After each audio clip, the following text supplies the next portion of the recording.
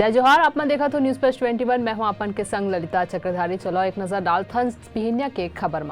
मोहन मरकाम ऊपर मानहानि के केस करही ब्रिजमोहन ह बोलिन पूर्व मंत्री झारखंड सरकार के संग मिलकर झूठा मामला बनाइस। छत्तीसगढ़ आते भाजपा के नवा प्रभारी आज 4 दिन बाद रायपुर आते ओम माथुर। छत्तीसगढ़ के बिलासपुर में कार ले 24 साल के महिला के मिली लाश। फीफा वर्ल्ड कप में इंग्लैंड, ईरान, सेनेगल, नीदरलैंड और अमेरिका वेल्स के बीच हुई मुकाबला। कांग्रेस अध्यक्ष मल्लिकार्जुन खड़गे दिल्ली हेडक्वार्टर में पार्टी कार्यकर्ता ले मिली। पीएम मोदी के गुजरात दौरा के तीसरा दिन सुरेंद्रनगर, जंबूसर और नवसारी में जनसभा करी। मंगलुरु ऑटो ब्लास्ट में पुलिस कर्नाटक के शिवमोगा में छापेमारी करिस।